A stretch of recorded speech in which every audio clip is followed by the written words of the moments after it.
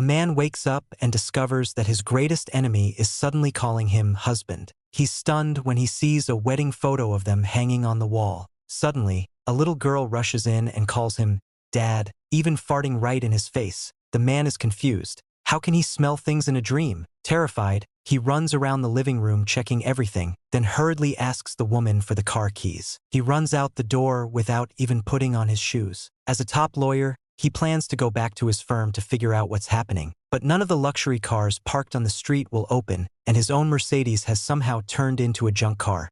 He speeds all the way to his office building. Everyone stares at him in shock because of how ridiculous he looks. Before security can react, he rushes into the elevator and bursts into the office. Everyone looks at him like he's crazy and asks what he's doing there. He says he woke up and found himself with a policewoman as his wife. They stare at him like he's insane. But he asks them what they're doing there. What is a prosecutor doing inside a law firm? The man suddenly has an epiphany and thinks they're just messing with him. The firm's representative asks why he's here. Don't prosecutors know they can't meet with defense lawyers in private? Security eventually drags him out as he keeps insisting he's a lawyer here. Luckily, his wife arrives and scolds him for acting crazy so early in the morning. Today is the day the prosecution summons a witness. After talking for a while, he learns that the girl who was killed yesterday, Ingzhu, is somehow still alive in this world, and he is actually the prosecutor in charge of her case. When he sees the surveillance footage of Ingzhu being kidnapped, he finally believes all of this is real. Could heaven be giving him a chance to redeem himself? It turns out that Jay Shang is a top-tier lawyer who has never lost a case. That day, she defended a rich heir. It all started when he tried to force a girl to dance with him, but a passing boy intervened. Enraged, the heir grabbed an iron rod and attacked the boy. The girl ran away in fear, so the heir vented all his anger on the boy, beating him for a full hour and nearly killing him. Even worse, the heir uploaded the video online to show off. The boy's parents were devastated, and the prosecution's injury report was solid evidence. But Jay Shang twisted everything. She demanded $200 million in compensation from the boy's father, clearly trying to extort him. Then she pulled out evidence showing the boy had 7 prior assault records, claiming his father was a habitual offender. She even summoned the girl from that night to testify. But the girl claimed she and the rich heir were just being playful, and that the boy attacked him out of jealousy. Jay Shang then argued the heir suffered from depression and that medication side effects caused hallucinations, so he was simply defending himself. She presented a diagnosis report by completely flipping the truth. Jay Shang successfully got the rich heir acquitted. The policewoman was furious. She confronted Jay Shang and gave her a flying kick. Still not satisfied, she used a painful wrist lock to make Jay Shang scream. Every time Jay Shang helped a wealthy client win, the policewoman would beat her up. But Jay Shang couldn't sue her. Without the policewoman, she wouldn't be who she is today. 12 years ago, Jay Shang was just a poor law student. One day, while trying to relieve himself by the roadside, a woman startled him. A criminal was trying to assault her. When the man drew a large knife, Jay Shang tried to run, but the woman clung to him. Luckily, the knife hit Jay Shang's thick law books, letting him disarm the attacker and knock him out. The woman fled, terrified, but the police arrested Jay Shang instead. With no weapon or victim found, the attacker accused him of intentional assault. To settle the case, Jay Shang had to offer all his money, but the attacker said it wasn't enough to cover medical fees. Fortunately, the policewoman found the actual victim and cleared his name. Without her, he would never have become a star lawyer or owned luxury cars and mansions. One day, an elderly man came to the police station to report his daughter missing. His daughter had called saying someone was following her. The call suddenly cut off, and when the father arrived, her daughter was gone. All he found was a badge on the ground. It bore the initials of her daughter's boss. She confronted the boss, but he demanded a search warrant. The boss's wife arrogantly dismissed them. It's rumored her family runs a private security company that handles shady business. Under the policewoman's urging, he reluctantly agrees to investigate. They intercept the wife's secretary and force him to confess the location of an abandoned warehouse. Inside, the gang's enforcers are preparing to kill Ingzhu.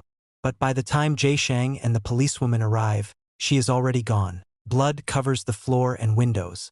A metal drum gives them a very bad feeling. When the policewoman opens the lid, Jay Shang's eyes widen in horror. He runs to the corner and vomits. Ingzhu has been brutally disfigured and murdered inside it. Shockingly, the boss yells at Jay Shang for meddling and for failing to clear him of suspicion, threatening to make him lose his career. Jay Shang is filled with regret. Later, he confronts the wife to confirm her statement, but she curses him furiously. She admits she'd long suspected Ingju was trying to seduce her husband, so she killed her while her husband was abroad and even prepared evidence to cover her tracks in advance. Jaeshang can't help but laugh. He planned to trick her into confessing, but she confessed voluntarily.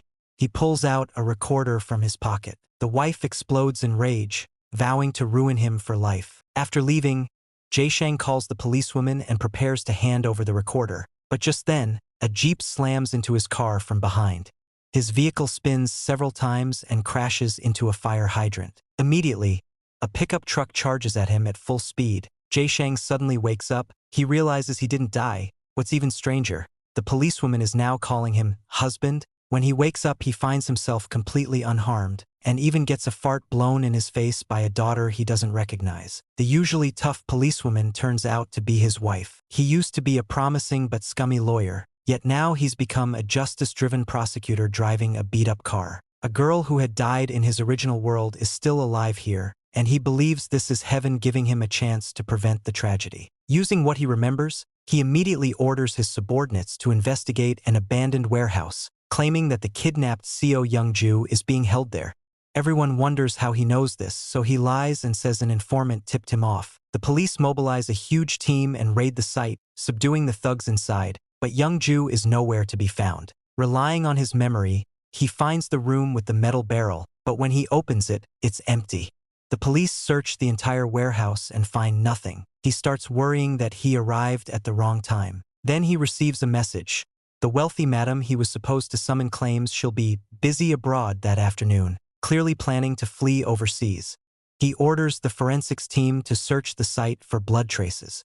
This angers the madam. Last time she called, he didn't dare talk back. Now that she's been alerted, she'll run in a few hours. He remains calm and instructs them to bring her in for questioning. When the two sides meet, they immediately start bickering. The madam is still as arrogant as ever and mocks him for knowing her weaknesses so well. Once he gets agitated, he'll say anything, so he deliberately provokes her. Sure enough, she loses control after only a few lines, ranting about Seo Youngju being a seductive witch. He pushes further, and her temper explodes. Her lawyers then intervene, declaring she will answer no more questions. The police are forced to let her go, until he receives a call. The forensics team found significant blood and skin tissue at the scene. The madam is immediately detained. As a lawyer in his previous life, he had once handled a group assault case for her, so he knew her men would have done the job in the warehouse. His wife, Siwon, feels her husband is acting strangely. How could he know inside information before it's even released? He doesn't know how to explain, so he simply says he can't forgive himself if they don't save Youngju. Siwon tries to comfort him, but he reflexively dodges her touch. Seeing this gentle mama tiger makes him feel strangely out of place. Although the madam is now held, the kidnapped Youngju is still missing. As they reach a dead end, a cell phone keychain on the table catches his eye. He immediately calls in the madam's secretary for questioning and bluntly states that the chairman's lover isn't Youngju, it's the secretary herself. The reason? The keychain on her bag is a commemorative item from a 6-star hotel's 50th anniversary, costing hundreds of thousands of won, far beyond a secretary's budget. If the madam finds out, would the secretary survive the fallout? Terrified, the secretary cooperates and calls the thugs. She learns their location, and the team moves out immediately. Following the thugs' tire tracks, Siwon takes a shortcut and arrives early, spotting a group of men. Youngju is moments away from being loaded onto a boat. He prepares to call for backup, but brave Siwon charges in alone. The thugs laugh at her for coming solo. He is forced to reveal himself, but the gang boss orders them thrown into the sea to feed the fish. Luckily, Siwon fights like a beast, taking on 10 men at once without losing ground. He, on the other hand, can only run. Siwon knocks several thugs into the water while Youngju is about to be cut loose. He rushes in just in time, grabs Youngju, and escapes, but more thugs come after them. A gunshot rings out as reinforcements finally arrive. He faints at the sight of a thug covered in blood. When he wakes, he sees Youngju reunited with her father, which brings him some relief. Siwon now looks at him with admiration, making him realize how much he had missed in his past life. Everything seems perfect. This dream must be ending soon. But the next morning, he wakes again. His daughter farts in his face once more, and he is stunned. Why is he still here? Is he still dreaming? Suddenly his body convulses, he collapses onto the bed, and in an instant his consciousness slips into a fully paralyzed patient's body. Only a few seconds later, his awareness snaps back into his current self. In the next moment, he's back to normal, only to notice a new scar on his hand. Looking at the unfamiliar daughter in front of him, he scolds her for farting at people every morning. Unexpectedly, the girl insists he is the one who started it. Turns out that in the past he often trapped her farts and used them to prank her, so now she's just getting revenge. Today they're visiting a severely injured prosecutor. What happened? The two officers. Was it because of you? What? Because of me? It turns out a wealthy Chable wife hired someone to stage a car accident to kill Jae-sang. Strangely, only the prosecutor was badly injured. Shocked, Jae-sang rushes to the hospital to check the condition. The doctor predicts he will wake up in a week. The family also says he briefly opened his eyes at 8 a.m. that morning. Jae-sang immediately recalls that she herself also regained consciousness at that exact time. When she goes to the crash site, she is even more stunned. The accident scene matches exactly the place where she was hit in her own world. The only difference is that in this world she was driving, and the person hit was the prosecutor. She realizes that while unconscious, she must have slipped into a parallel event. It looks like she must wait a week until the prosecutor wakes up before she can return. Seeing a pile of untouched cases in the department, she decides to build up achievements for her parallel world self, and even lets her colleagues watch her perform. But the very first case exhausts her. An elderly woman can't hear anything she says, but Jae-sang instantly sees through the old lady's trick. She deliberately asks, "Who dropped 50,000 won?" The grandma immediately bends down to search the floor, leaving Jae-sang speechless. Next, a couple stages a dramatic fight, and when Jae-sang tries to intervene, she gets dragged into their chaos. Then there's an even stranger case. A man caught on camera stealing refuses to admit it.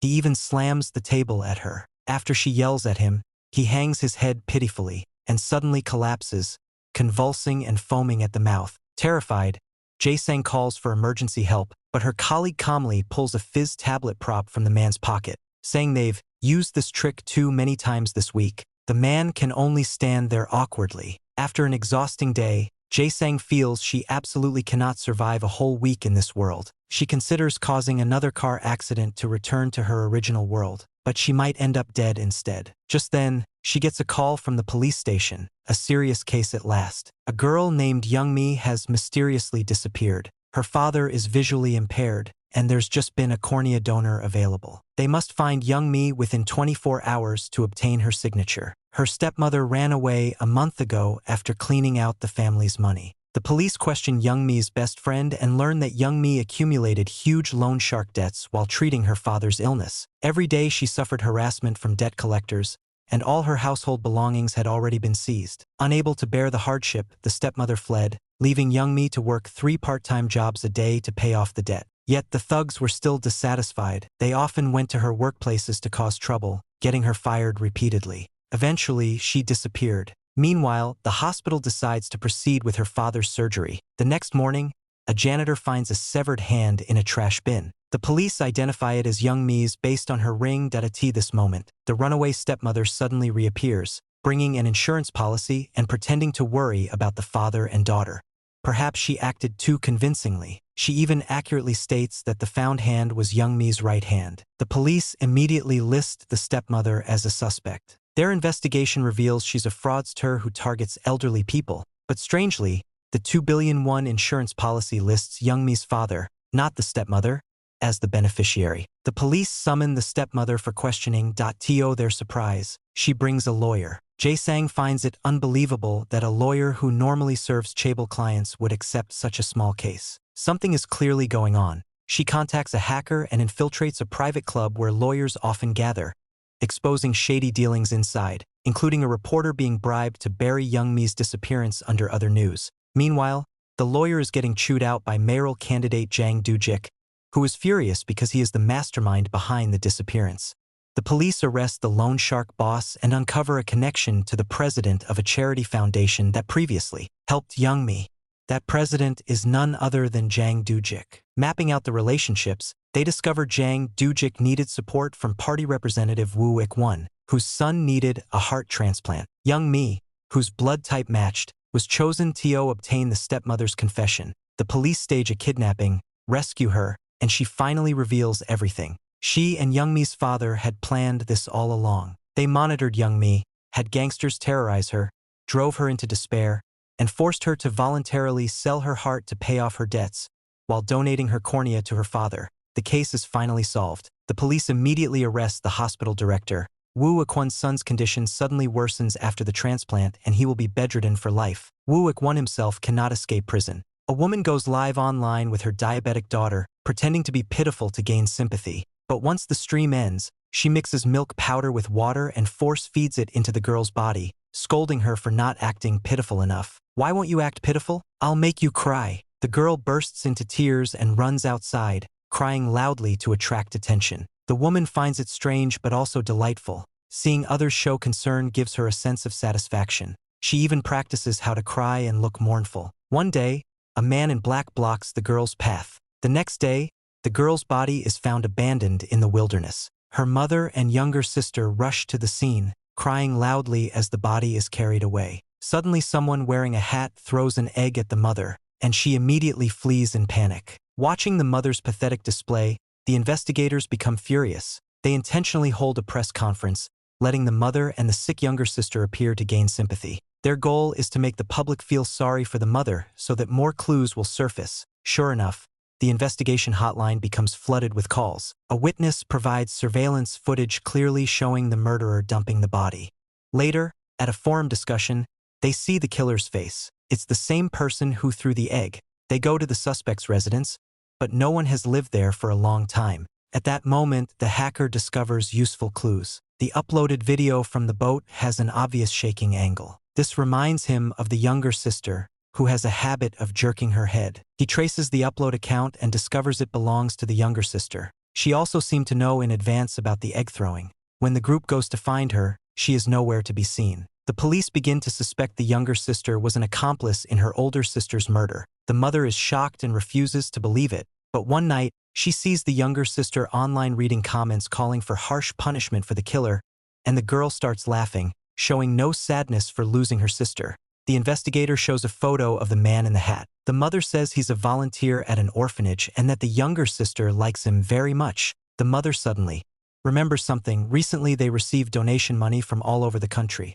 Since she was busy handling the funeral, she had the younger sister manage the donation account. The investigator realizes the younger sister is in danger. Indeed, the man in the hat is at that moment choking the younger sister. When the police arrive, they encounter the man trying to escape. A chase ensues until they finally corner him on the rooftop. But his mental state is clearly unstable. He keeps shouting that bugs are eating his brain. He then suddenly jumps off the building, dying instantly.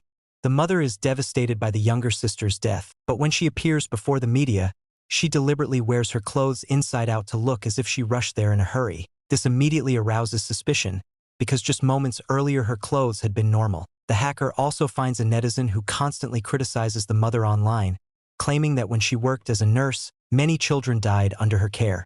They locate this netizen and bring him in for questioning. 10 years ago, he and the woman both worked at a children's hospital. She was a white-clad demon. At first, everyone thought she was dedicated. She even used her mouth to suck mucus from children's noses, but children began dying mysteriously one after another. He once saw her hiding somewhere practicing how to cry. The sight chilled him to the core.